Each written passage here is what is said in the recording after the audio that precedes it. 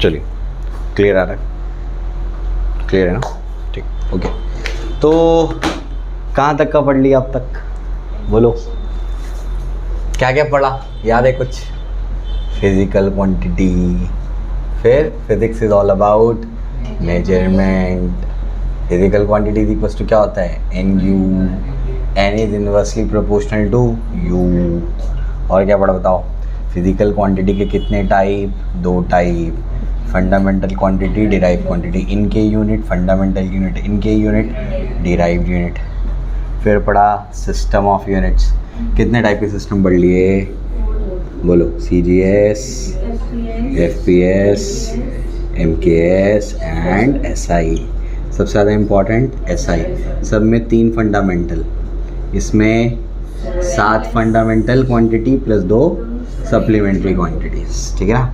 यहाँ तक का हमने किया था, इसके ऊपर हम लोग चर्चा कर रहे थे, और भी कल कुछ रह गया था थोड़ा सा पार्ट, कन्वेंशन आज कंटिन्यू करेंगे, पहले रिवाइज करते हैं। तो अगर मैं आपसे कहूँ कि physics is all about measurement, तो ये सही है या गलत है? सही है, क्योंकि फिजिक्स में हम क्या करेंगे, चीज़ों को मेजर करेंगे। कौन सी चीज़ को मेजर करेंगे, क्या मेजर करेंगे? एटम के डायमीटर से लेके अर्थ के डायमीटर तक, समझ आ रहा है? एटम के डायमीटर से लेके अर्थ के डायमीटर तक, तो इतनी बड़ी रेंज है हमारी, यहाँ से यहाँ तक सारी चीज़ें क्या करेंगे, मेजर करेंगे। समझ आया? ठीक। इसके अलावा फिजिकल क्वांटिटी क्या होता है, इसको बोलते हैं फिजिकल क्वांटिटी। हाँ, any physical quantity, any quantity that can be measured, उसको क्या बोलते हैं, फिजिकल क्वांटिटी बोलते हैं। एग्जाम्पल दो, एग्जाम्पल फिजिक, हाँ, लेंथ, मास, टाइम एक्सेट्रा, बहुत सारी फिजिकल क्वांटिटी है। लगभग कितनी पढ़नी है तुमको 2 साल में? 170 के आसपास, इतनी फिजिकल क्वांटिटीज पढ़नी, ठीक है ना, क्लियर होगी। सभी फिजिकल क्वांटिटीज़ का डायमेंशन तुमको इस चैप्टर में याद नहीं होगा, वहाँ आगे बढ़ते जाओगे तब तुमको याद होगा, ठीक है। अभी समझाऊंगा आगे, ठीक। फिजिकल क्वांटिटी को लिख कैसे सकते हैं? फिजिकल क्वांटिटी को लिखने के अपने पास तरीका है। क्या लिखने का तरीका है? n इंटू यू करके, समझ आया, ठीक है ना। n इंटू यू मतलब क्या, उसमें एक होगा न्यूमेरिकल वैल्यू पार्ट, और उसके साथ में क्या मल्टीप्लाइड होगा, यूनिट, समझा, ठीक है ना। उसके बाद पर्टिकुलर फिजिकल क्वांटिटी के लिए n और u इन्वर्सली प्रोपोर्शनल होते हैं। इन्वर्स प्रोपोर्शनलिटी का मतलब, हाँ, ये बढ़ाएंगे तो ये घट जाएगा, मतलब अगर यूनिट बड़ी लेंगे तो न्यूमेरिकल वैल्यू कम आएगी, समझे। एग्जाम्पल से बताया था उस दिन में, नहीं, ठीक है। उसके बाद फिजिकल क्वांटिटी के कितने टाइप है, 2 टाइप है। On the basis of dependency है ये। फिजिकल क्वांटिटी का कोई भी चीज़ का क्लासिफिकेशन बेसिस पे डिपेंड करेगा। जब मैं वेव्स पढ़ाऊंगा तो वेव्स को तो मैं 5-6 टाइप में क्या कर दूंगा, हर बार क्या करूंगा, वेव का क्लासिफिकेशन अलग अलग बेसिस पे, समझे। तो क्लासिफिकेशन में सबसे ज़्यादा इंपॉर्टेंट क्या है, बेसिस क्या है, समझे, ठीक है ना। चलो, अब जो है फिजिकल क्वांटिटी के 2 टाइप होते हैं, fundamental quantity, derive quantity. Fundamental quantity का जो यूनिट होता है उसको क्या कहते हैं, फंडामेंटल यूनिट कहते हैं, और डिराइव क्वांटिटी का यूनिट क्या होता है, डिराइव्ड यूनिट होता है, समझा, ठीक, ओके। सिस्टम ऑफ यूनिट क्या होता है, सिस्टम ऑफ यूनिट क्या होता है, हाँ, a set of fundamental unit and derive units. Fundamental units and derive unit का जो सेट होगा उसको क्या बोलेंगे, सिस्टम ऑफ यूनिट बोलेंगे। कितने टाइप के अपने पास सिस्टम है, आपको 4 पढ़ने हैं, आपको 4 पढ़ने हैं। कौन कौन सा, C G S, F P S, M K S, S I. C G S में लेंथ को सेंटीमीटर में, मास को ग्राम में, टाइम को सेकंड में मेजर करेंगे। एफ पी एस में लेंथ को फुट में, मास को पाउंड में, टाइम को सेकंड में मेजर करेंगे। एम के एस में लेंथ को मीटर में, मास को किलोग्राम में, टाइम को सेकंड में मेजर करेंगे। एस आई में कितनी फंडामेंटल, 7 फंडामेंटल। कौन कौन सी, length, mass, time, electric current, temperature, luminous intensity और अमाउंट ऑफ सब्सटेंस, समझे, ठीक है ना। तो ये सारी चीजें हो गई। लेंथ का यूनिट मीटर। अच्छा, एसआई सिस्टम इनमें से किसका एक्सटेंडेड फॉर्म है, एमकेएस का। एसआई और एमकेएस सेम है, बस एमकेएस में कितनी फंडामेंटल थी, 5 थी कि नहीं, 5 थी ना, कितनी थी, 3 थी। तो एमकेएस में कितनी थी, 3 फंडामेंटल, और एसआई में कितने हैं, 7 फंडामेंटल और 2 सप्लीमेंटरी। सप्लीमेंटरी का क्या फंडा है, हाँ, जो बाद में कॉन्फ्रेंस हुई उसमें क्या किया गया, 2 सप्लीमेंट्री क्वांटिटीज को ऐड किया गया, समझे, ठीक है ना। चलो, क्योंकि ये जो 7 अपन ने ली थी ना, उसमें से इसको ये जो एंगल थे उसमें इसको हम लोग एक्सप्रेस नहीं कर पाते थे, जो 7 फंडामेंटल ली थी, समझे। इस वजह से हम लोग को अलग यूनिट लेना पड़ा, ठीक है। चलो भाई, तो ये हो गया। इसके बाद जो है ये आपको बता दिया मैंने। एसआई में यूनिट हम लोग उस पर बात कर रहे थे, तो लेंथ का मीटर है, मास का किलोग्राम है, टाइम का सेकंड है, टेम्परेचर का केल्विन है, अमाउंट ऑफ सब्सटेंस का मोल है, ल्यूमिनस इंटेंसिटी का कैंडेला है, और इलेक्ट्रिक करंट का एम्पियर है, समझा, ठीक है ना। इसके बाद हमने 2 सप्लीमेंट्री क्वांटिटीज पढ़ी, कौन कौन सी, प्लेन एंगल और सॉलिड एंगल। प्लेन एंगल का यूनिट रेडियन, सॉलिड एंगल का स्टीरेडियन। फॉर्मूला बताओ, प्लेन एंगल का फॉर्मूला आर्क अपॉन रेडियस, समझा, ठीक है ना। सॉलिड एंगल का फॉर्मूला एरिया अपॉन डिस्टेंस का स्क्वायर। एरिया किसका लेने का, अरे वो कोन बन रही है ना, कोन बन रही है तो ऊपर जो सर्कुलर पार्ट है ना उसका एरिया लेने का है, समझे, ठीक है ना। कल सॉलिड एंगल की एग्जांपल दिए थे मैंने, ठीक है, ओके। चलो भाई, तो ये जो है आपके पास ये सारी चीज़ें हो गई।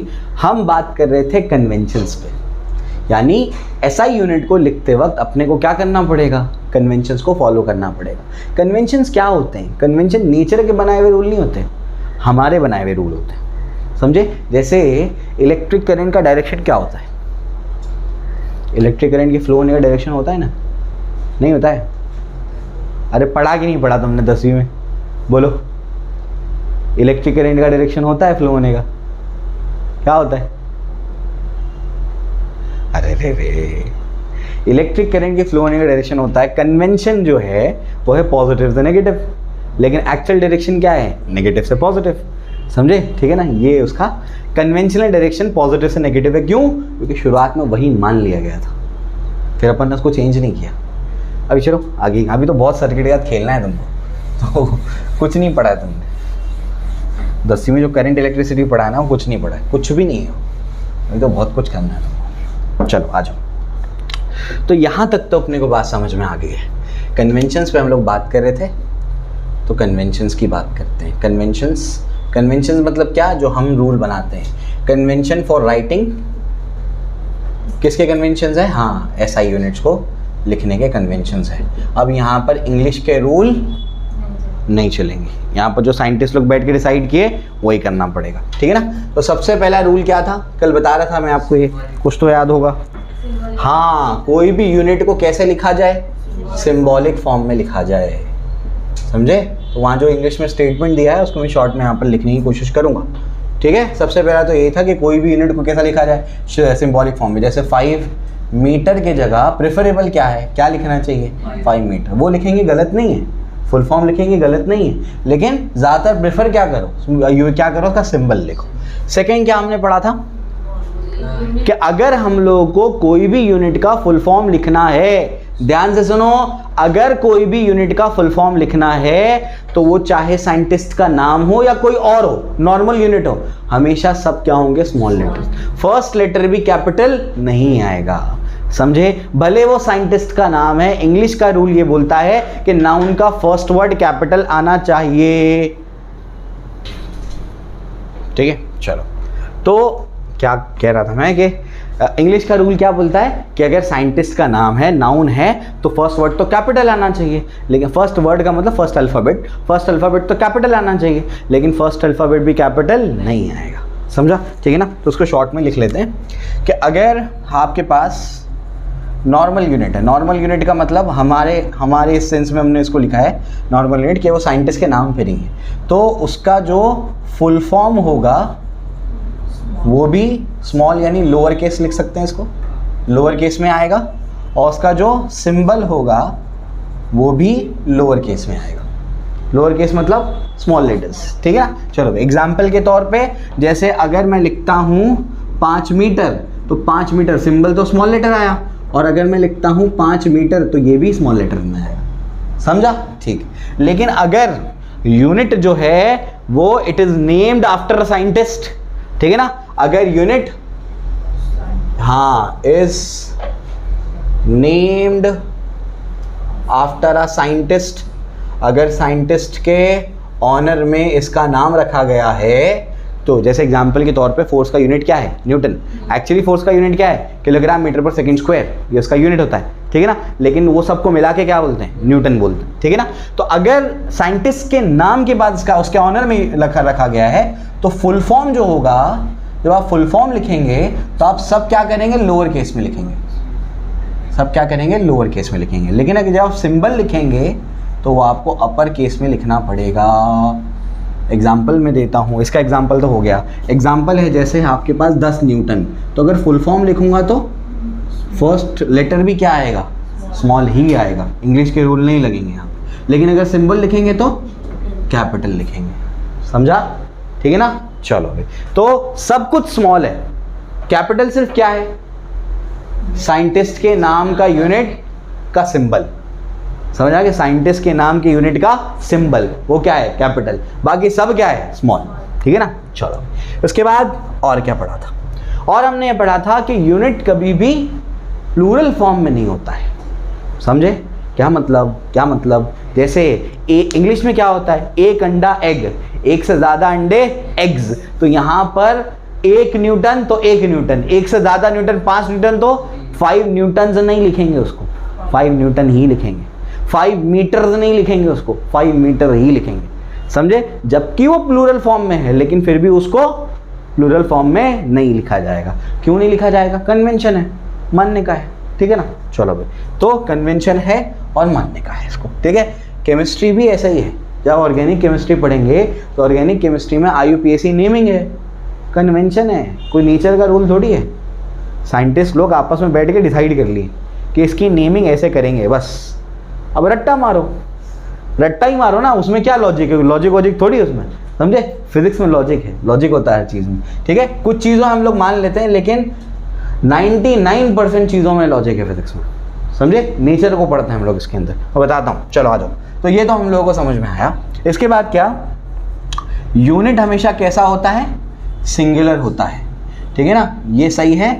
प्लूरल कभी नहीं लिखते हम लोग यूनिट को, समझा? ठीक है, एग्जाम्पल बताता हूँ मैं आपको। एग्जाम्पल जैसे 5 मीटर है, तो इसको आप बोलेंगे अच्छा 1 मीटर तो 1 मीटर लिखेंगे, 5 मीटर को 5 मीटर लिखेंगे, नहीं लिखेंगे। तो 5 मीटर सही है, लेकिन लेंथ था ये, लेकिन length is equals to 5 metre, ये रॉन्ग है।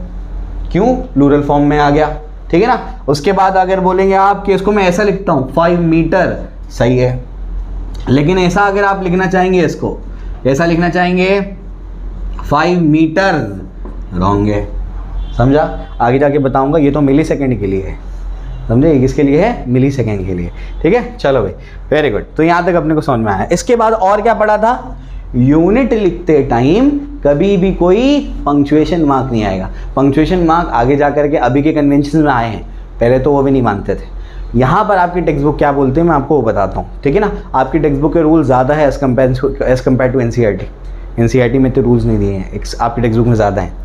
तो ये रूल के हिसाब से ये है कि जब भी आप क्या करेंगे, यूनिट लिखेंगे, तो यूनिट लिखने के बाद फुल स्टॉप नहीं लिखेंगे, समझ आ गया? फुल स्टॉप नहीं बनाने का। जैसे एग्जांपल के तौर पे मास आपने लिखा, तो जो मास है 25 किलोग्राम, समझे? तो ये लिखने का डॉट नहीं आएगा, समझा? ठीक है ना? चलो भाई, क्लियर हो गया? ठीक है, छोड़, चलो भाई। तो ये अपने पास ऐसे, ये सही है, लेकिन m equals to 25 kilogram dot, ये रॉन्ग है, समझे? तो यूनिट के बाद कोई भी डॉट नहीं लगाने का है, समझा? ठीक है ना? चलो भाई, तो ये अपने पास हो गया। जब आप 9-10 में होते हैं तो यूनिट नहीं लिखने पर आपके हाफ मार्क कटते हैं, पता है ना? साइंस के पेपर में अगर आप यूनिट नहीं लिखते हैं तो कितने मार्क्स कटते हैं? हाँ, हाफ मार्क कट हो जाते थे आपके। यूनिट इतने ज़्यादा इंपॉर्टेंट होते हैं। तो ये सारी चीज़ें मैंने आपको बता दी, ठीक है ना? और चीज़ें करते हैं। यहाँ तक हो गया, कल यहाँ तक कर लिया था, 6 कर लिए थे। अच्छा, कितने? 4 ही हुए। 5th में क्या कर सकते हैं? ठीक है, अब 5th ये समझो कि जैसे अगर क्या हो, आपके पास कुछ ऐसे यूनिट्स हों जो 2 रेशो से बने हों, कुछ ऐसे यूनिट्स हैं जो रेशो से बने हों। एग्जाम्पल के तौर पे हम लोग क्या करते हैं, हम लोग जो है एक्सेलरेशन का यूनिट लिखते हैं। एक्सेलरेशन का formula is change in velocity upon change in time. आपको पता होगा वेलोसिटी अपॉन टाइम, लेकिन इसका एक्चुअल फॉर्मूला क्या है? Change in velocity upon time, ये इसका फॉर्मूला है। अभी मैं सिखाऊंगा सारी चीज़ें आपको। अब चेंज इन वेलोसिटी हो या वेलोसिटी हो, उसका यूनिट तो मीटर पर सेकेंड होगा। तो क्या होगा? Metre per second divide by time का क्या होगा? सेकेंड। अब बताओ आगे कहानी, ये सेकेंड ऊपर जाएगा कि ये सेकेंड नीचे आएगा? हाँ, क्यों? ये दोनों साथ में, न्यूमरेटर और डिनोमिनेटर साथ में, तो मीटर सेकेंड को पुश करेगा और सेकेंड मल्टीप्लाई हो जाएंगे, तो आपके पास बचेगा क्या? Metre per second square. या इसको ऐसे भी लिख सकते हैं, हाँ, m(s)-2।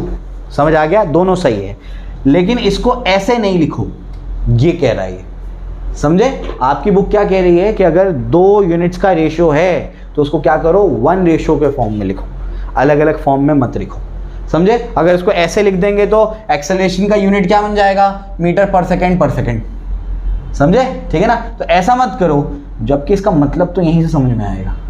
अब बोलेंगे क्या बोल रहे हैं सर, मैं आऊँगा काइनेमेटिक्स पे तब समझेगा, लेकिन अभी आपको बोल रहा है कि यूनिट लिखते टाइम आप क्या करो, इसको 1 रेशियो लिखो। देखो अब इसको मिला दिया अपन ने तो ये 1 रेशियो बन गया, समझा, ठीक है ना। इस तरीके से समझ आई बात, ठीक। चलो 5th हो गया। 6th वाला मेरे ख्याल से रिकॉर्ड कहाँ तक हुआ था कल, 3rd तक ही हुआ था ना, 3rd या 4th तक ही रिकॉर्ड हुआ था, 4th तक रिकॉर्ड हुआ ना, 5th वाला नहीं हुआ था। चलो 5th वाला कवर हो गया। आज 6th पार्ट पे चलते हैं। 6th पार्ट आप लोगों को क्या बता दिया था कल मैंने, 6 में आपको बता दिया था कि अगर क्या हो, यूनिट और सिंबल्स का कॉम्बिनेशन हो या बहुत सारे यूनिट्स हो, इस एग्जांपल के तौर पे जैसे जूल पर किलोग्राम पर केल्विन या जूल पर किलोग्राम केल्विन, ऐसा है, ठीक है ना। तो इसको ये सही है, सब आपने क्या कर दिया, सिंबल ले ली। ऐसा मत करो कि ये आपने ले लिया जूल को पूरा लिख दिया और किलोग्राम केल्विन को क्या कर दिया, उसका सिंबल ले लिया, समझ आ गया। या आपने फुल नेम लिख लिया और इसका क्या ले लिया, इन दोनों का सिंबल ले लिया। तो ये नहीं होना चाहिए, ऐसे मत करो, समझे, ठीक है ना। तो अगर बहुत सारे यूनिट्स का कॉम्बिनेशन है तो यार सभी का सिंबल ले लो। फुल फॉर्म कौन ही लिखता है, उतना बड़ा कौन लिखता बैठेगा। अपने को क्या करने का है, अपने काम को छोटे से छोटा और आसान से आसान बनाना है, समझे, ठीक है ना। अब पूरा लिखते बैठेंगे तो फिर टाइम जाएगा, तो अपन क्या करते हैं, शॉर्ट में चीज़ें कवर करते हैं, समझ आई बात, ठीक। चलो भाई, तो यहाँ तक तो हम लोगों ने कर लिया था, सारे पॉइंट हम लोगों ने नोट डाउन कर लिए, ठीक है ना। चलो भाई, तो ये हो गया। अब जो है आगे बढ़ते हैं, नेक्स्ट पार्ट पे चलते हैं।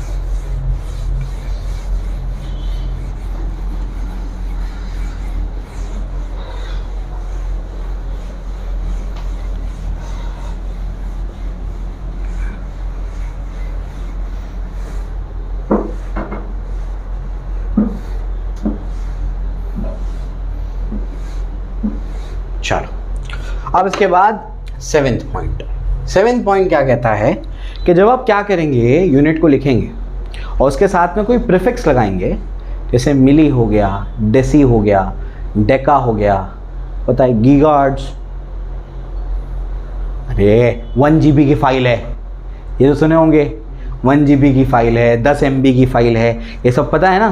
तो ये जो GB होता है, यानी GB मतलब क्या, GB गीगाबाइट्स, समझे। MB मतलब क्या, मेगाबाइट्स, समझे। डेसी का मतलब, सेंटी का मतलब, डेका का मतलब नहीं पता, अच्छा ठीक है मैं बताता हूँ, पहले इसको कवर करता है फिर मैं वो भी लिखाता हूँ, ठीक है। प्रीफिक्सेस, तो बेसिकली हम कहाँ पर थे कि जब भी आप क्या करेंगे, प्रीफिक्सेस लिखेंगे तो हमेशा सिंबल से पहले लिखें उसको। जैसे हम लोग लिखते हैं 1 नैनो सेकेंड, क्या लिखेंगे, 1 नैनो सेकेंड। तो नैनो के लिए सिंबल क्या है, N, और सेकेंड के लिए क्या है, S। तो SN मत कर देना उसको, समझे। वो क्या बोलता है कि सिंबल से पहले क्या करो, प्रीफिक्स लिखो। नैनो क्या है, एक प्रीफिक्स है। प्रीफिक्स नैनो का मतलब 10⁻⁹, माइक्रो का मतलब 10⁻⁶, मेगा का मतलब 10⁻⁶, डेसी का मतलब 10⁻⁻1, सेंटी का मतलब 10⁻⁻2, मिली का मतलब 10⁻⁻3, समझे। गीगा का मतलब 10⁻⁹, समझ आ रहा है, ठीक है ना। अभी लिखाता हूँ मैं सारी चीज़ें। तो ये सब याद रखना पड़ेगा। क्यों याद रखना पड़ेगा, क्योंकि जब सवाल आएंगे तुम फंस जाओगे कि इन्फॉर्मेशन नहीं पता।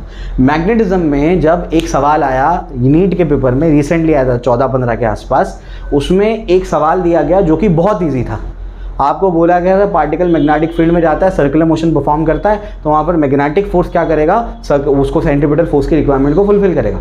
लेकिन वहाँ पर एक इन्फॉर्मेशन दी गई थी जो गीगा में थी, समझे। फ्रीक्वेंसी ही गीगाहर्ट्ज़ में थी। अब बच्चे को अगर प्रीफिक्स नहीं पता गीगा का मतलब क्या है, उसका कॉन्सेप्ट कितना भी स्ट्रांग होने दो ना, वो तो सॉल्व ही नहीं कर पाएगा, समझे। तो छोटी छोटी बातें भी इंपॉर्टेंट होंगी इसमें, ठीक है ना। क्लियर हो गया। अभी प्रीफिक्सेस लिखाता हूँ, ठीक।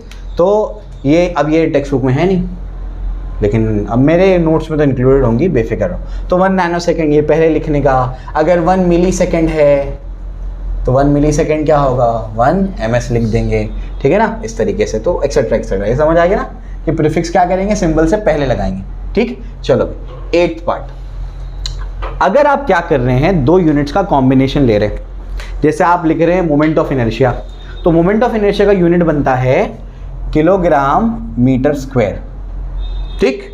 अब या तो आप इनके बीच में स्पेस देंगे या तो आप इनके बीच में डैश लगाएंगे, समझ आ गया। ये आपको पॉइंट बोलता है कि ऐसे अगर कॉम्बिनेशन वाले आपके पास यूनिट्स आ रहे हैं, बिल्कुल पास पास वाले हैं, तो इसको ऐसे चिपका के मत लिखना, ये रॉन्ग हो जाएगा। समझ आया? क्लियर हो गया? ठीक है। अगर मीटर पर सेकेंड स्क्वायर है, मीटर पर सेकेंड स्क्वायर है ना, तो ये ऐसे लिखो, ये सही है, ये सही है, ठीक है ना।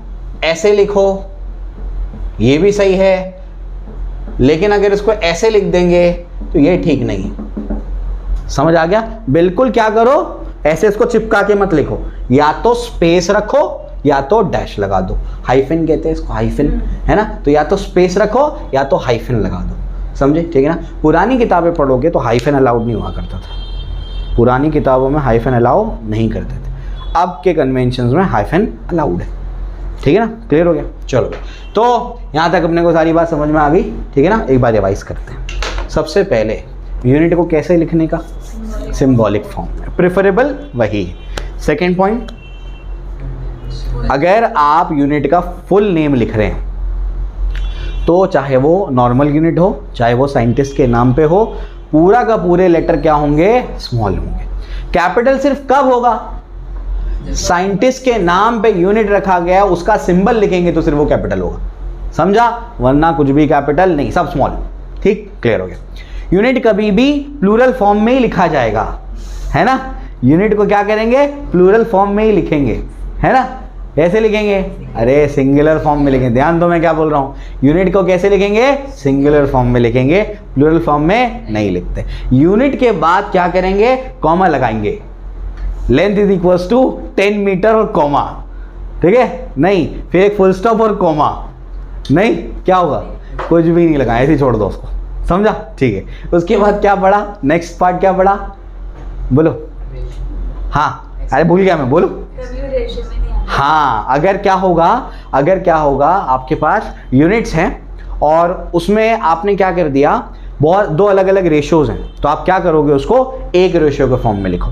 समझ में आ गया? ठीक है। इसके बाद आप क्या करो, कभी भी फुल नेम और सिंबल का कॉम्बिनेशन मत लो, ठीक है ना। क्या करो, प्रेफरेबल क्या है, प्रेफरेबल है कि सभी का क्या करो, सिंबल ले लो। अननेसेसरी है, ये सब बताने की जरूरत नहीं थी, ये बच्चे को समझ आ जाता है, समझे। खींचा है ये टेक्स्ट बुक में, इसकी ज़रूरत नहीं थी। जितनी एनसीईआरटी में उसके रेफरेंसेस में मिलता है ना, उतना ही सफिशिएंट है। खींचा है ये पॉइंट, क्यों समझ नहीं आया मेरे, ठीक है। चलो भाई, ये भी बच्चे को समझ जाता है कि सेकंड बाद में ही लिखते हैं, और उसको उतना आइडिया होता है, 10वीं तक तो पढ़ के आया ना वो, ठीक है, इतना आइडिया उसको होता है कि ज़बरदस्ती खींचा है इसको, ठीक है। चलो जो भी है, जैसे भी। आगे क्या है बताओ, और क्या पॉइंट है, कोई भूला तो नहीं मैं।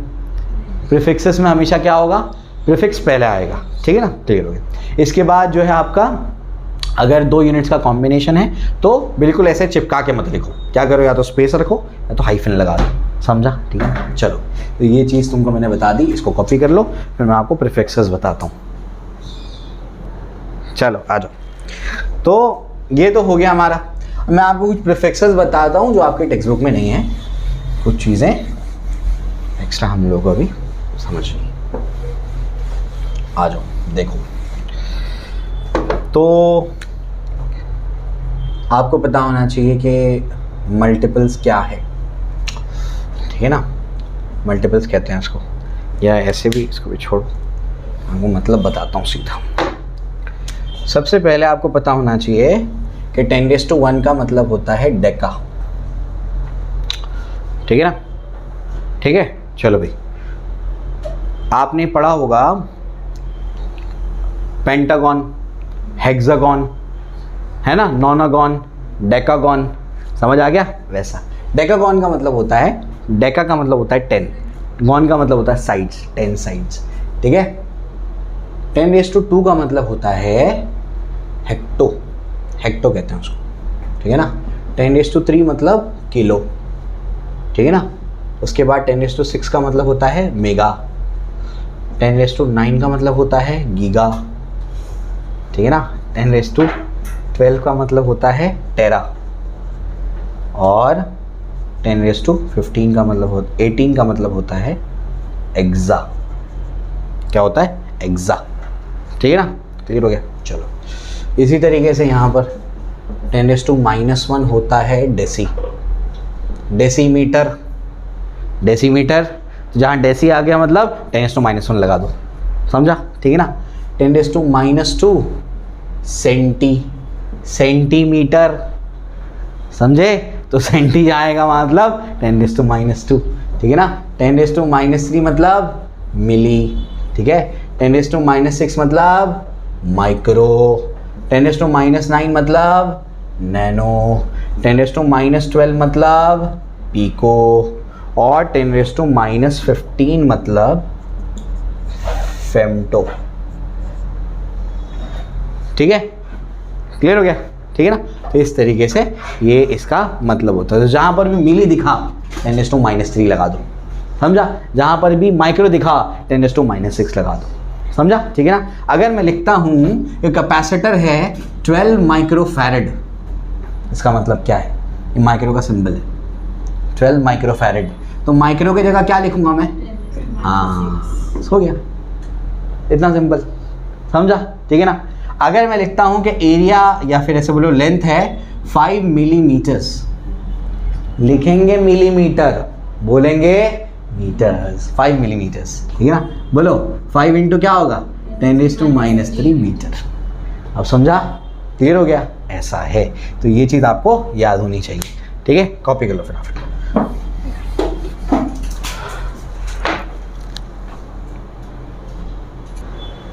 चलो, तो क्या क्या पढ़ लिया, फिजिकल क्वांटिटी देख लिया, उसके टाइप्स देख लिए, है ना, कन्वेंशन भी देख लिया, एसआई यूनिट को लिखने का, सारी चीज़ें हो गई। इसके बाद का जो टॉपिक है measurement of length, measurement of mass और मेजरमेंट ऑफ टाइम, ये रिड्यूस्ड है, बहुत अच्छा हुआ रिड्यूस हुआ, इसको नहीं पढ़ने का है, समझे, ठीक है ना। अपने को क्या पढ़ने का, अब अपने को पढ़ना है डायमेंशन, जो इस चैप्टर का सबसे ज़्यादा इंपॉर्टेंट पार्ट है। अगर इस चैप्टर का कुछ और नाम हो सकता है तो वो डायमेंशन हो सकता है, ठीक है ना, जरूर। चलो, तो अभी हम लोग आ रहे हैं डायमेंशंस पर। डायमेंशंस क्या है, वन वर्ड में डिफाइन करेंगे तो पावर है। पावर कौन सा, वो जो हम लोग फंडामेंटल क्वांटिटी के ऊपर लगाएंगे ना, उस पावर को डायमेंशन बोलेंगे, ठीक है। अब मैं इसको डिफाइन करता हूँ और इसका डेफिनेशन आपको याद करना है अपने स्कूल के एग्जाम के लिए, ठीक है ना, क्लियर हो गया। तो dimensions are the powers to which the fundamental quantity must be raised in order to get the required या concerned physical quantity। जो भी फिजिकल क्वांटिटी हमको रिक्वायर्ड है उसको अगर हम लोग को निकालना है या हमको वो चाहिए, तो हम लोग फंडामेंटल क्वांटिटीज़ को कौन से पावर से रेस करेंगे, वो जो पावर्स होंगे उन्हीं को डायमेंशंस बोलेंगे। कुछ समझ में नहीं आता ये, क्या मालूम क्या बोलते सर, क्या मालूम क्या लिखे सर ने, ठीक है, मैं आपको बताता हूँ इसका मतलब क्या है, समझो।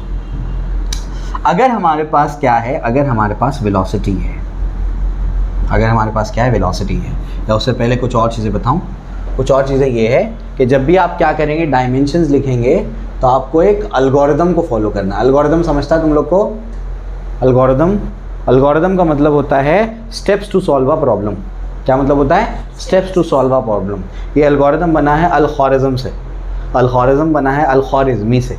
तो एक बहुत पुराने मैथमेटिशियन थे जिनका नाम था अल-ख्वारिज़मी, समझे। तो अल-ख्वारिज़मी से क्या बना, अल-ख्वारिज़्म, अल-ख्वारिज़्म से क्या बना, अलगोरिदम, ठीक है ना। चलो, तो अलगोरिदम का मतलब क्या होता है, अलगोरिदम का मतलब होता है steps to solve a problem. कोई प्रॉब्लम को सॉल्व करने के कौन से स्टेप्स लिए जाएंगे उसको अलगोरिदम कहते हैं, ठीक है। तो जब भी आप डायमेंशंस निकालेंगे तो आप लोग एक अलगोरिदम को फॉलो करेंगे। वो अलगोरिदम क्या है, अलगोरिदम होता है, सबसे पहले आप लोग लिखेंगे फिजिकल क्वांटिटी जो कि दी हुई होगी, उसके बाद आप लोग लिखेंगे फॉर्मूला, उसके बाद आप लोग लिखेंगे यूनिट, उसके बाद आप लोग लिखेंगे डायमेंशन। डायमेंशन मतलब MLT जो भी होता है, अभी बताऊंगा मैं क्या है। तो जब भी आप डायमेंशंस लिखेंगे किसी भी फिजिकल क्वांटिटी का, तो आपको इस अलगोरिदम को फॉलो करना है।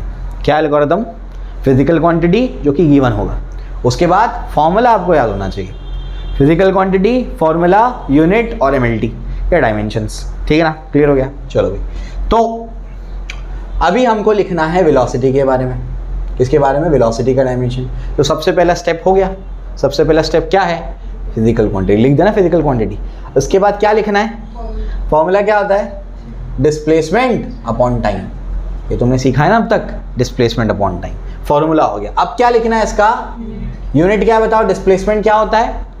डिस्प्लेसमेंट तो लेंथ होता है, डिस्प्लेसमेंट तो लेंथ ही होता है ना, और लेंथ का यूनिट क्या होता है? मीटर, इस वजह से मीटर। और टाइम क्या होता है? सेकेंड, तो यूनिट भी हो गया।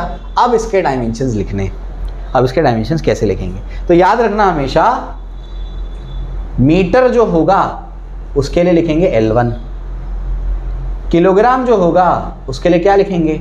M1, और सेकेंड जो होगा उसके लिखेंगे T1। मैं क्या लिख रहा हूँ? किलोग्राम किसका यूनिट है? मास का। तो यहाँ पर किलोग्राम पे पावर क्या है? 1, तो m पे भी क्या आएगा? 1। अगर किलोग्राम स्क्वायर होता तो क्या लिखता? m स्क्वायर लिखता, m2 बोल दो उसको, क्या बोल दो? m2। अगर मीटर रेस टू 5 होता तो यहाँ क्या लिखता? l raise to 5, L5। समझा? क्लियर हो गया। इसी तरीके से आगे बढ़ेंगे। तो अब मुझे बताओ यहाँ पर क्या है? मीटर, तो मीटर के पावर में क्या है? 1, तो क्या लिखूंगा? L1। डिनोमिनेटर में ये क्या है? सेकेंड, सेकेंड के पावर में क्या है? 1। सेकेंड है तो क्या लिखना है? सेकेंड है तो t लिखना है, सेकेंड है तो क्या लिखना है? t लिखना है। अब जो भी पावर होगा वहाँ पर वही पावर यहाँ भी लगाना है। ठीक है ना। अब यहाँ पर पावर 1 है तो t पे भी पावर 1 है, समझे? अब t को ऊपर भेज दो, t यहाँ पर 1 है, ऊपर जाके क्या हो जाएगा? -1। तो वेलोसिटी के डायमेंशंस क्या बनेंगे? वेलोसिटी के डायमेंशंस बनेंगे L1 और t-1। समझा? t-1 कैसे हुआ? यहाँ अगर पावर 1 है तो ऊपर जाके -1 हो जाएगा। तो ये जो पावर्स है ना, इनको क्या बोलते हैं? डायमेंशंस बोलते हैं। समझा? इसलिए मैंने क्या लिखा था? डायमेंशंस क्या होते हैं? पावर्स होते हैं। ठीक है ना। और ये जो पूरा है ना, इसमें इक्वल टू भी आ रहा है, इक्वल टू आ रहा है मतलब ये इक्वेशन है, तो इसको बोलते हैं डायमेंशनल इक्वेशन। क्या बोलते हैं इसको? Dimensional equation. समझा? ठीक है ना। तो पूरे को क्या बोलते हैं? Dimensional equation. पावर्स को क्या बोलते हैं? डायमेंशंस। समझा? ठीक है ना। चलो भाई, तो ये अपने को समझ में आ गया। और हमेशा डायमेंशनल इक्वेशन को आप लोग कैसे लिखेंगे? स्क्वायर ब्रैकेट्स में। कौन से ब्रैकेट्स में? स्क्वायर ब्रैकेट्स में। समझा? क्लियर हुआ? इजी है ना। चलो भाई, तो ऐसे इसको लिखा जाता है। तो डायमेंशंस क्या है? पावर्स है। कौन से पावर्स हैं? वो पावर्स जिनसे हम क्या करेंगे? फंडामेंटल क्वांटिटी को रेस करेंगे तो हम लोग को क्या मिल जाएगा? कंसर्न्ड या रिक्वायर्ड फिजिकल क्वांटिटी मिल जाएगी। समझे? ठीक है ना। तो भेजे में जाने वाला डेफिनेशन कौन सा है? ये। एग्जाम में लिखना क्या है? ये। मार्क्स इससे मिलेंगे। जबकि डायमेंशन है क्या? पावर्स है। लेकिन एग्जाम में क्या लिखना है? ये लिखना है। 3 इडियट्स देखी ना तुमने? हाँ। है ना। हाँ, बस वही। ठीक है। तो मशीन का डेफिनेशन, 2 डेफिनेशन होते हैं कि नहीं मशीन के, बस वैसे ही हर एक का आपको मैं 2 डेफिनेशन दूंगा। एक वो जो भेजे में जाता है और एक वो जो आपको एग्जाम में लिखना है। मार्क्स किस पे मिलेंगे? इस पे ही मार्क्स मिलेंगे। ठीक है, क्लियर हो गया। चलो अभी बहुत सारे डायमेंशन निकालते हैं, पहले इसको कॉपी कर लो फटाफट से। चलो ठीक है ना। तो बेसिक चीज़ें आपको मैंने बता दी कि ये होता है डायमेंशंस, और ये इसको क्या बोलते हैं? डायमेंशनल इक्वेशन कहते हैं। ठीक है। तो ये डेफिनेशन याद कर लेना, इंपॉर्टेंट है आपके एग्जाम के लिए। चलो, तो हमारे पास जो है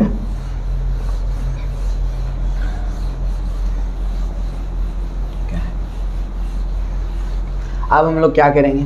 अब हम लोग अलग अलग फिजिकल क्वांटिटीज़ का क्या लिखेंगे? डायमेंशंस लिखेंगे। क्या पूरी 170 फिजिकल क्वांटिटी लिखा दूँ तुमको मैं भी? नहीं। क्यों नहीं? तुमको फॉर्मूला पता ही नहीं है, तुम कैसे याद करोगे उसको? फिर रटना पड़ेगा ना उसको। हर एक फॉर्मूले का कुछ ना कुछ मतलब होता है। समझे क्या बोल रहा हूँ मैं? तो कितना रट्टा मारोगे? वो 2 साल में अपने आप याद हो जाएगा। कुछ बेसिक क्वांटिटीज़ के डायमेंशंस बस पता होने चाहिए अभी। समझे? ठीक है ना। तो बेसिक क्वांटिटी जो आपकी बुक में दी है वो मैं आपको बताता हूँ। ठीक है।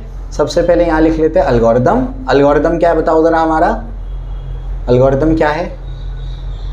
जल्दी बोलो। एल्गोरिदम फॉर, किसका एल्गोरिदम है ये? For writing dimensions. डायमेंशंस लिखने का एल्गोरिदम है। समझे? क्या है एल्गोरिदम में? सबसे पहले फिजिकल क्वांटिटी, फिर क्या है? फॉर्मूला, फिर क्या है? यूनिट, फिर क्या है MLT, MLT मतलब डायमेंशंस लिखना है, ठीक है। चलो, तो ये आपको एल्गोरिथम को फॉलो करना है। सबसे पहले हम लोग क्या करते हैं, सबसे पहले तो वेलोसिटी का मैंने लिख दिया, वापस लिख देता हूँ। वेलोसिटी क्या होता है, डिस्प्लेसमेंट अपॉन टाइम होता है। डिस्प्लेसमेंट का यूनिट क्या होगा बच्चों, ये क्या चीज़ है, ये है इम्प्लाइज, ये क्या है, इम्प्लाइज, ठीक है ना। तो ये अपना इम्प्लाइज है, तो ये इम्प्लाई करता है डिस्प्लेसमेंट क्या होता है मीटर, टाइम का क्या होता है सेकेंड, यूनिट होता है ना। तो ये क्या होगा, ये इसका L1 होगा और इसका क्या होगा T1 होगा, तो क्या होगा L1 T-1 हो गए डायमेंशंस, समझा, ठीक है, क्लियर हो गया। चलो अब बताओ एक्सेलरेशन, एक्सेलरेशन का formula change in velocity upon change in time. Change in velocity is metre per second, ठीक है ना, नॉमिनेटर में टाइम का क्या आएगा सेकेंड, तो ये क्या होगा मीटर पर सेकेंड स्क्वायर। आगे कहानी बोलो, m है तो मीटर है तो लेंथ का है तो L1, फिर उसके बाद क्या होगा T-2, समझा, डायरेक्ट समझ में आया। नीचे लिखता मैं T2, ऊपर जाके क्या होगा T-2, ठीक है ना। तीसरा होगा हमारा फोर्स। फोर्स का फॉर्मूला क्या होता है, मास इनटू एक्सेलरेशन। बताओ मास का क्या होता है किलोग्राम, यूनिट क्या होता है किलोग्राम, एक्सेलरेशन का क्या होता है मीटर पर सेकेंड स्क्वायर, समझे। अब बताओ आगे कहानी, किलोग्राम है तो क्या मतलब मास का है तो m1, मीटर मतलब लेंथ L1, उसके बाद क्या होगा T-2, m1 L1 T-2। याद कर लो इसको, समझे, फोर्स के डायमेंशंस को याद कर लो, बहुत इंपॉर्टेंट है, ठीक है, बार बार काम आएगा, ठीक है। तो फोर्स हो गया, मास इनटू एक्सेलरेशन, ये सारी चीज़ें हो गई हमारी। इसके बाद जो है, इसके बाद होगा हमारा मोमेंटम। मोमेंटम क्या होता है, फॉर्मूला याद है, नहीं पता, मास इनटू वेलोसिटी। क्या होता है, मास इनटू वेलोसिटी। मास का क्या होगा किलोग्राम, वेलोसिटी का क्या होगा मीटर पर सेकेंड। आगे कहानी बोलो, m1 L1 T-1, समझा, क्लियर हो गया, ठीक है ना। बहुत प्रैक्टिस करनी है इसकी, अच्छे से आना चाहिए ये, ठीक है। उसके बाद होगा प्रेशर। प्रेशर का formula force upon area. Force के डायमेंशंस बोलो, डायरेक्ट बोलो भी, फोर्स के डायमेंशंस क्या होंगे, अरे m1 L1 T-2, अभी बताया ना m1 L1 T-2, याद कर लो, डिवाइड बाय एरिया का क्या होगा L2 होगा। कैसे कैसे होगा L2, एरिया का जनरल फॉर्मूला क्या होता है बच्चों, लेंथ इनटू ब्रेड्थ, ये तो होता है। लेंथ तो लेंथ है ही है, ब्रेड्थ भी तो लेंथ ही होती है ना, तो मीटर इनटू मीटर क्या होगा मीटर स्क्वायर, और मीटर स्क्वायर मतलब क्या होगा L2, समझा, ठीक है ना। इससे पहले मैं ये करा देता हूं तुमको, शायद ज़्यादा इजी पड़ेगा। प्रेशर से पहले क्या करो, एरिया के डायमेंशन निकालो। एरिया का बताओ क्या आएगा, लेंथ इंटू ब्रेड्थ, यूनिट क्या होगा मीटर इंटू मीटर, मतलब मीटर स्क्वायर मतलब L2, ठीक है ना। चलो उसके बाद प्रेशर का बताओ, प्रेशर बोलो क्या होता है, फोर्स अपॉन एरिया। फोर्स के dimensions m1 L1 T-2, area का L2। अब डायरेक्ट डायमेंशंस के साथ में डील करेंगे क्योंकि इनके डायमेंशंस हैं हमारे पास, ठीक है ना। एक ये कैंसिल हो गया, बचा क्या बताओ, ये तो पूरा ही है ना, ख़त्म हो गया ये, तो बचा क्या बताओ, बचा अपने पास m1, ये 1 बचा, ऊपर जाके -1 और ये -2, ऐसा समझा, m1 L-1 T-2, क्लियर हो गया, ठीक है ना। तो इस तरीके से ये हम लोगों ने कर लिया है। अब इसके बाद होगा, और बताता हूँ, पहले इसको कॉपी करो,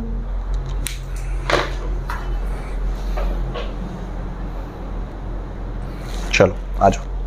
तो ये तो हो गया, ठीक है ना। और चीज़ें बताता हूँ, ये अभी समझ में आ गया, ठीक है ना, तो उसको रब कर देता हूँ और लिखते हैं यहाँ पर हम लोग डायमेंशंस, ठीक है ना। ये ऐसा नज़र आ रहा है, उसमें नज़र आ रहा है ना, ठीक। चलो ये 6th हो गया। 7th वॉल्यूम का बताओ, वॉल्यूम का फॉर्मूला बोलो, फिजिकल क्वांटिटी हो गया। उसके बाद क्या लिखते हैं फॉर्मूला क्या होता है, length into breadth into height, ये जनरल फॉर्मूला है, ठीक है ना। लेंथ भी क्या है, लेंथ है, ब्रेड्थ भी लेंथ है, हाइट भी लेंथ है, तो metre into metre into metre क्या होगा, मीटर क्यूब। अब समझे, ठीक है ना। तो metre into metre into metre क्या होगा, मीटर क्यूब। और m3 का क्या होगा, L3, समझे, ठीक है ना। तो इसके डायमेंशंस ये आ गए। उसके बाद डेंसिटी, डेंसिटी का फॉर्मूला बोलो, हाँ मास पर यूनिट वॉल्यूम। क्या मतलब क्या है फॉर्मूला का है, मास पर यूनिट वॉल्यूम। मास का क्या होगा किलोग्राम, है ना, मास का क्या होगा किलोग्राम, वॉल्यूम का क्या होगा मीटर क्यूब, किलोग्राम का क्या होगा m1, इसका क्या होगा L-3। समझा? लिख सकते, कोई दिक्कत नहीं, लिख देता हूँ m1 L3 क्या होगा m1 L-3, समझे? ठीक है ना, तो ऐसे डायरेक्ट भी लिख सकते, कोई दिक्कत नहीं, ठीक है, क्योंकि हमको पता है कि मास का क्या होगा किलोग्राम, तो m1 लिख दिया वैसे। उसके बाद आगे की कहानी बोलो। अच्छा, वॉल्यूम हो गया, डेंसिटी हो गया, प्रेशर हो गया। वर्क, वर्क का क्या होता है, वर्क होता है फोर्स इनटू डिस्प्लेसमेंट। क्या होता है, फोर्स इनटू डिस्प्लेसमेंट। अब पूरा फोर्स का यूनिट लिख के फिर डायमेंशन लिखो, इससे बेटर क्या है, डायमेंशन लिख दो सीधा, है ना। तो डायमेंशन क्या होता है फोर्स का, m1 L1 T-2। मेरे साथ बोलो m1 L1 T-2, m1 L1 T-2, m1 L1 T-2। तो हो जाएगा m1 L1 T-2 into displacement क्या होगा, डिस्प्लेसमेंट तो लेंथ है, लेंथ का क्या होगा L1, तो क्या बनेगा बताओ जल्दी, हो जाएगा m1 L1 क्या होगा L2 और T-2। ये समझा क्या लगाया मैंने, इंडाइसिस के लॉज, उसी पर तो बेस्ड है ये। इंडाइसिस के लॉज पता है ना, a⁻m इंटू a⁻n। बताता हूँ, चलो देखो देखो समझो, a⁻m इंटू a⁻n, तो a⁻m+n होता है, समझे क्या मतलब, इसको बोलते हैं बेस। क्या बोलते हैं इसको, बेस। बेस सेम, बीच में मल्टीप्लाई है तो पावर एडअप हो जाएंगे, बेस सेम बीच में मल्टीप्लाई है तो पावर एडअप हो जाएंगे। क्या है ये L1, क्या है ये L1, L1 बीच में मल्टीप्लाई है, यहाँ पर भी क्या है L1, बेस सेम बीच में मल्टीप्लाई है तो पावर क्या हो जाएंगे, एडअप हो जाएंगे। 1 + 1 कितना होगा, अब समझा, इसको बोलते हैं law of indices. Law of indices यानी उसके हम लोग इंडेक्स के रूल पढ़ते हैं, ठीक है ना, तो वो रूल मैंने यहाँ पर लगाया। समझा सबको, दिक्कत नहीं है ना, ठीक है। चलो इसके बाद कोई डाउट तो नहीं, ठीक है। इसके बाद वर्क हो गया, वर्क के बाद क्या करेंगे, एनर्जी। अब मैं सिर्फ पोटेंशियल एनर्जी का ही फॉर्मूला लिखता हूँ क्योंकि कोई भी एनर्जी का सेम आएगा, ठीक है। अब बोलो एम, मास का क्या होगा किलोग्राम, जी क्या होता है, पार्ले जी नहीं, फिर बोलो स्मॉल जी क्या है और कैपिटल जी क्या है, ये तो पढ़ा होगा तुमने ग्रेविटेशन में तो पढ़ा होगा। बोलो बोलो बोलो बोलो, हाँ यूनिवर्सल ग्रेविटेशनल कांस्टेंट। और स्मॉल जी क्या चीज़ है, small G is the acceleration due to gravity. Small G क्या है, एक्सेलरेशन है। स्मॉल जी क्या है, एक्सेलरेशन है। तो एक्सेलरेशन का यूनिट क्या है, मीटर पर सेकेंड स्क्वायर। और हाइट का क्या होगा, हाइट तो लेंथ है तो मीटर, समझा, ठीक है ना। अब बोलो क्या होगा, किलोग्राम का क्या होगा, देखो m1, मीटर, मीटर क्या होगा, मीटर स्क्वायर मतलब L2, और क्या होगा T-2। एनर्जी के और वर्क के देखो ज़रा, m1 L2 T-2, m1 L2 T-2।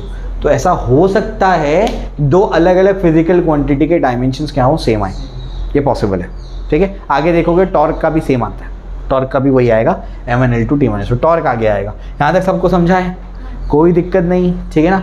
चलो भाई एक और लास्ट कर लेते हैं, वो है पावर, ठीक है। ये नज़र आ रहा है, साथ दिख रहा है ना, पावर। पावर का फॉर्मूला आप लोग लिखेंगे फोर्स इनटू वेलोसिटी, ये भी पावर का फॉर्मूला है। एक्चुअल फॉर्मूला क्या है, वर्क डन अपॉन टाइम, लेकिन उसका और एक फॉर्मूला क्या है, फोर्स इनटू वेलोसिटी, ठीक है ना। चलो भाई फोर्स के डायमेंशंस बताओ, m1 L1 T-2 into velocity का क्या होगा, L1 T-1। बोल जल्दी से, क्या होगा m1 L2 -2 - 3, समझा, ठीक है ना। चलो तो इतने डायमेंशंस एटलीस्ट आपको आने चाहिए, समझे, इतने डायमेंशंस अभी के लेवल पे आपको एटलीस्ट निकालने आने चाहिए, इतने फॉर्मूलेज आपको एटलीस्ट याद होने चाहिए, समझ आया, ठीक है ना। 170 आप डायमेंशंस अभी नहीं निकाल पाएंगे, आपको पता ही नहीं कौन सी क्वांटिटी क्या है। आपको मैं बोलूँगा कि परमिटिविटी ऑफ फ्री स्पेस का डायमेंशन निकालो, होने सर क्या होता है ये, आपको पता ही नहीं है ना, परमिएबिलिटी नहीं पता आपको, तो कैसे निकालोगे आप। तो एटलीस्ट बेसिक चीज़ें जो 9-10 तक पढ़ के आए उनके डायमेंशंस आपको निकालने आने चाहिए, ठीक है ना। चलो तो एक क्वांटिटी रह गई, जबकि एक्स्ट्रा करा दी मैंने इसके अंदर, कुछ एक्स्ट्रा भी हैं, ठीक है। मैं आपको इम्पल्स का एक बता देता हूँ। इम्पल्स रहेगा टेक्स्ट बुक में जो दिए हुए उसके अकॉर्डिंग, ठीक है ना। आ जाओ, इम्पल्स क्या है इसको देखते हैं। तो इम्पल्स क्या होता है, इम्पल्स का मतलब थोड़ा सा बता दूँ। इम्पल्स का मतलब होता है a large force exerted for a short interval of time. Dhoni जब छक्का मारता है तब क्या होता है, तो वो क्या करता है, इतनी ज़ोर से क्या करता है, फोर्स लगाता है बैट से, जिसमें क्या होता है, फोर्स बहुत ज़्यादा लगा, लेकिन कितने टाइम इंटरवल के लिए, for short interval of time. Bat और बॉल का कॉन्टैक्ट कितने टाइम है, कुछ सेकेंड्स होगा, 0.1 सेकेंड, 0.2 सेकेंड। समझ आ रहा है क्या बोल रहा हूँ मैं। तो इम्पल्स का मतलब वही होता है, a large force exerted for a short interval of time, उसको इम्पल्स कहते हैं। तो उसका फॉर्मूला क्या है, इसका फॉर्मूला है फोर्स इंटू टाइम। फोर्स के डायमेंशंस बोलो, m1 L1 T-2, और T का क्या होगा, T1 होगा, टाइम है ना ये। तो बताओ जल्दी से क्या होगा, m1 बोलो जल्दी, m1 L1 T-1, -2 + 1 will be -1, है ना। तो ये बेसिक चीज़ें आपको आती हैं, ठीक है। तो इस तरीके से इम्पल्स का भी हो गया। अब इसके बाद क्या करना है, इसके बाद अपने को डायमेंशंस के एप्लीकेशंस करने हैं। क्या करना है, डायमेंशंस के एप्लीकेशंस, ठीक है। चलो कॉपी कर लो।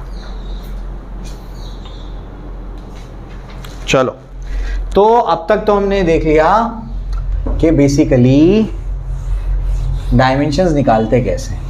तो ये जो आपको मैंने आज कराया क्लासरूम में, कल इसको 2 बार आपको अच्छे से सॉल्व करना है और सबमिट करना है, ठीक है। चलो, हाँ, या तो बुक में लिख कर लाओ, चेक करवा लो, या तो पेपर में लिख कर लाओ, सबमिट कर लो, ठीक, जैसे हो। अब ये जो हमने डायमेंशंस पढ़े, इसका क्या काम है, कोई एप्लीकेशन है क्या, है एप्लीकेशन।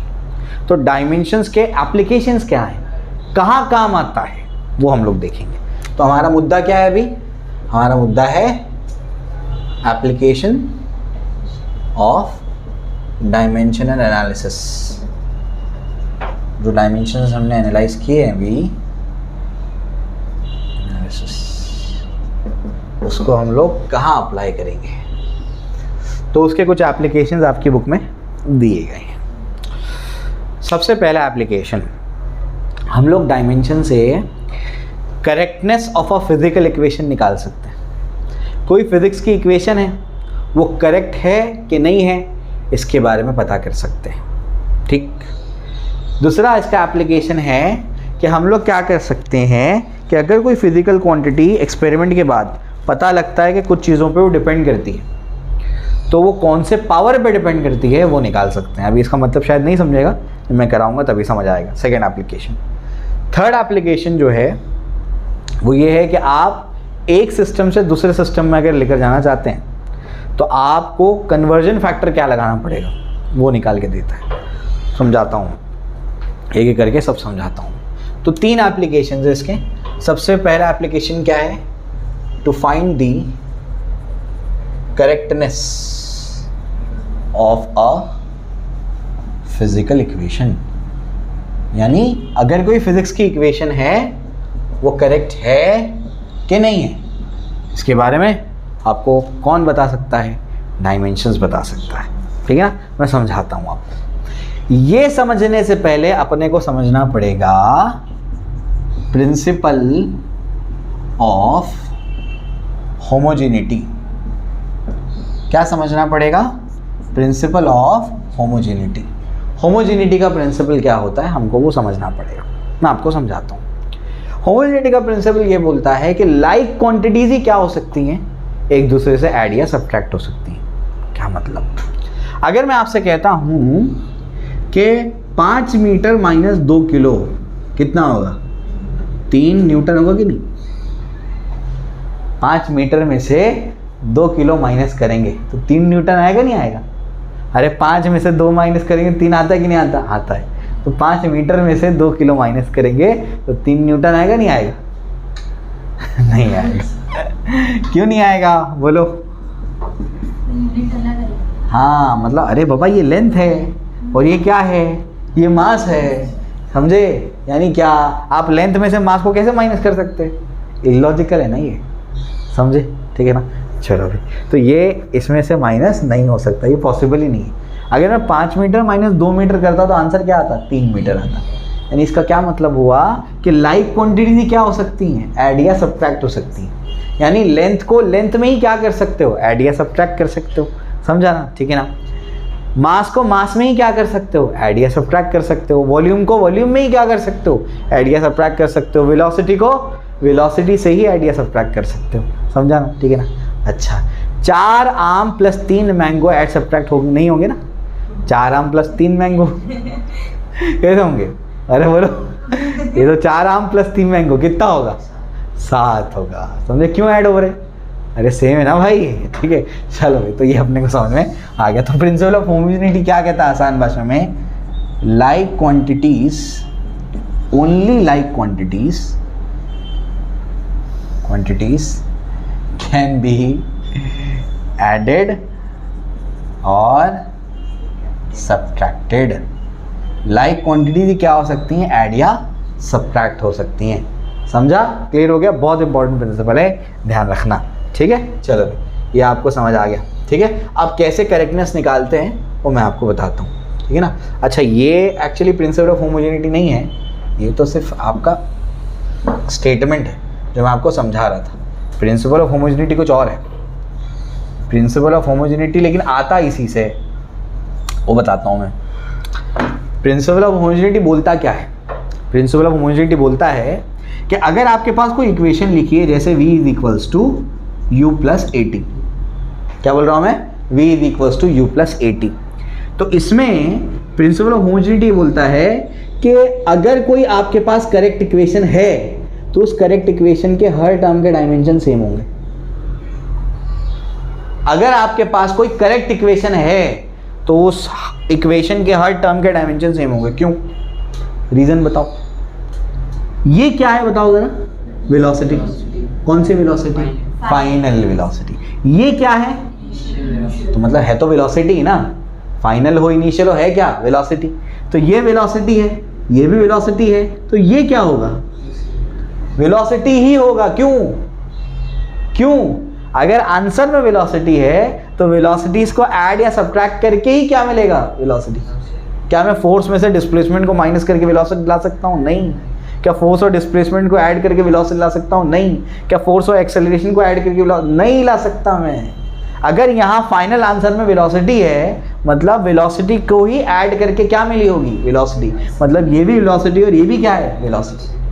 आप बोलेंगे 80 नज़र आ रहा है, लेकिन 80 नज़र आ रहा है, लेकिन वो सिर्फ एक्सेलरेशन नहीं है, वो एक्सेलरेशन के साथ टाइम मल्टीप्लाइड है, वो वेलोसिटी ही बनेगा। अभी बताता हूँ मैं कैसे, वेलोसिटी ही है वो, समझाता हूँ। देखो ये तो पढ़ा होगा ना एक्सेलरेशन, ये तो पढ़ा होगा v/t, तो a इंटू टी क्या होता है, तो वेलोसिटी तो है वो, समझा है तो वो वेलोसिटी, समझ आई बात, ठीक है ना। तो ध्यान रखना है इसका। तो प्रिंसिपल ऑफ होमोजेनिटी ये कहता है कि अगर कोई करेक्ट इक्वेशन आपके पास है तो उसके हर टर्म के डायमेंशन क्या होंगे, सेम। टर्म समझता है ना तुम लोग को, तो बताओ v is equals to u plus a t में कितने टर्म है, 1 2 3 4, नहीं 3 टर्म्स है क्या, 1 2 3, नहीं बोलो, अरे जब तक मल्टीप्लाइड है ना वो एक ही टर्म है, मल्टीप्लाई डिवाइड जब तक एक ही टर्म है, प्लस या माइनस आएगा तो नेक्स्ट टर्म बनेगा वो, समझा। कितने टर्म्स हैं, 3 टर्म्स, 1 2 और ये 3, तीसरा टर्म, ठीक है ना, क्लियर हो गया। तो प्रिंसिपल ऑफ होमोजेनिटी ये कहता है कि कोई अगर करेक्ट इक्वेशन है तो उसके हर टर्म के डायमेंशन सेम आएंगे, और ये इसी से तो आया है वो। सेम क्यों आएंगे, क्योंकि लाइक क्वांटिटी क्या होगी, ऐड या सब्ट्रैक्ट होगी, समझे। तो इसी से तो निकल के आया वो। एक्चुअल जो बुक में दिया है वो यहाँ लिखने जा रहा हूँ मैं अब, समझे। बुक में इतना ज़्यादा डिटेल में कुछ बताता नहीं है।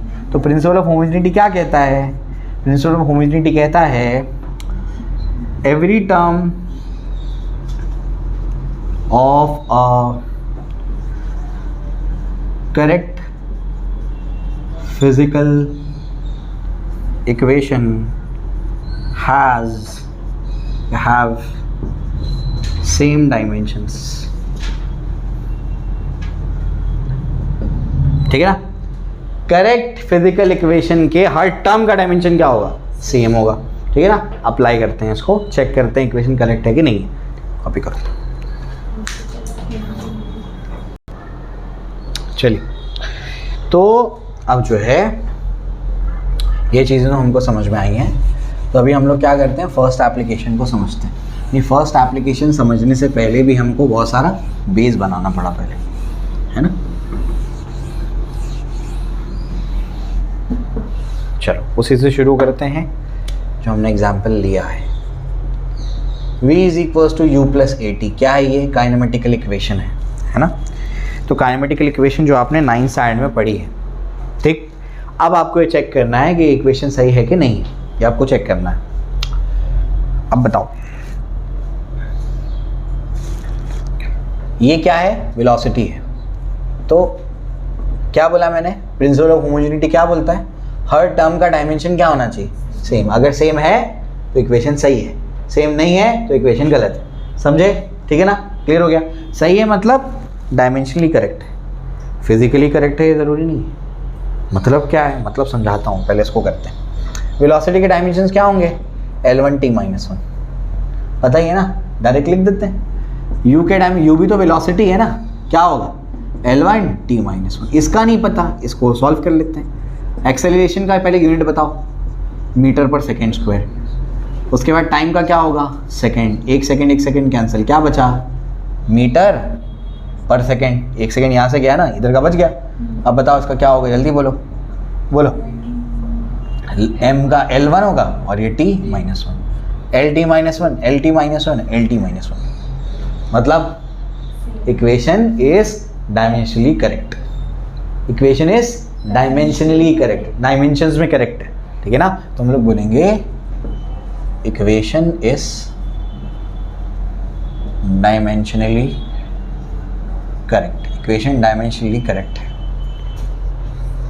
Second example, s is equals to U T plus half A T square. इसमें s क्या है, displacement, u initial velocity, t time, half तो कांस्टेंट है, a एक्सेलरेशन, t टाइम। तो हर एक टर्म का डायमेंशन सेम होगा, यानी ये s डिस्प्लेसमेंट का डायमेंशन क्या होगा, L1 होगा, L1 होगा ना। डिस्प्लेसमेंट का डायमेंशन क्या होगा, L1 होगा। क्यों, डिस्प्लेसमेंट क्या है, लेंथ है, लेंथ का यूनिट क्या होगा, मीटर, मीटर का क्या होगा, L1। समझा, ठीक। ut का बताओ, ut बोलो। इसका तो L1t-1 होगा, वेलोसिटी का L1t-1 होगा, और टाइम का क्या होगा, t1 होगा, t-1 t+1 खत्म। ये कैसे आया वो बता देता हूँ मैं। ये t-1 ये समझा कैसा आया, L1t-1, और t का क्या होगा, t1 होगा।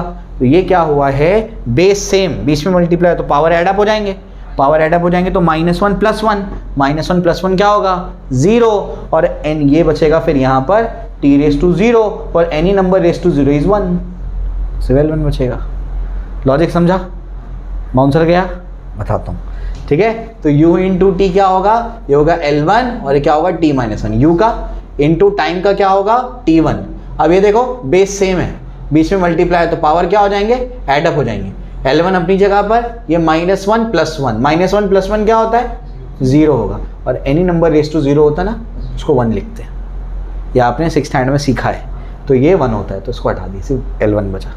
अब समझा, ठीक है ना, ऐसे आता है, तो ये ऐसे आ गया, ठीक है ना। चलो, तो ये अपने पास क्या हो गया, L1। तो 2 टर्म्स के डायमेंशन तो सेम आ गए। अब कौन बचा, तीसरा टर्म। तीसरा टर्म क्या है बताओ ज़रा, वो half A T square. Half तो कांस्टेंट है, उसका कोई डायमेंशन नहीं होता, कांस्टेंट का कोई डायमेंशन नहीं होता। एक्सेलरेशन का बताओ जल्दी से, क्या होगा, L1t-2 होगा, L1t-2, और ये क्या होगा, t2 का मतलब क्या होगा, ये तो t2 आ जाएगा, समझा, ठीक है ना। तो ये दोनों खत्म हो जाएंगे, तो बचेगा क्या, L1, समझे। तो इक्वेशन क्या है, इक्वेशन इज DC, मतलब डायमेंशनली करेक्ट, ठीक है, क्लियर हो गया। अब जो है तीसरा एग्जाम्पल आप खुद करेंगे, s is equals to U T plus a T square, करके बताओ। चलिए, तो ये करेक्ट आया, ठीक। मुझे बताओ एक्चुअल इक्वेशन ये है या ये है, फिजिक्स में सही इक्वेशन क्या है, सही कौन सी इक्वेशन है, ये है ना, हाँ, s is equals to U T plus half A T square, ठीक है ना। और ये क्या है, ये तो रॉन्ग इक्वेशन है, लेकिन रॉन्ग इक्वेशन होने के बाद भी क्या आएगा, वो डायमेंशनली करेक्ट आएगा। करेक्ट आ रहा है। तो ये अब याद रखो मैं क्या बोल रहा हूँ, every physically correct equation is dimensionally correct, but लिखना नहीं, ध्यान सुनो, every physically correct equation is dimensionally correct, but every dimensionally correct equation may or may not be physically correct। समझ आ रहा है क्या मतलब? हर फिजिकली करेक्ट इक्वेशन क्या होगी? डायमेंशनली करेक्ट होगी। फिजिकली करेक्ट है, फिजिकली करेक्ट मतलब क्या? फिजिक्स में करेक्ट इक्वेशन है, फिजिक्स में करेक्ट इक्वेशन है, फिजिक्स में करेक्ट इक्वेशन है, इसका मतलब डायमेंशनली करेक्ट होगी ही होगी। लेकिन हर डायमेंशनली करेक्ट इक्वेशन ज़रूरी नहीं है कि वो फिजिकली भी करेक्ट हो सकता हो फिजिक्स में रॉन्ग इक्वेशन हो। समझ आया? क्लियर हो गया? बात समझ आई? ठीक है ना? चलो भाई, तो हर physically correct equation dimensionally correct आएगी ही आएगी, समझा? लेकिन हर dimensionally correct equation physically correct हो ये ज़रूरी नहीं है। समझ आई बात? बहुत इंपॉर्टेंट है, कॉपी कर लो। निकालना आ गया ना सबको ये?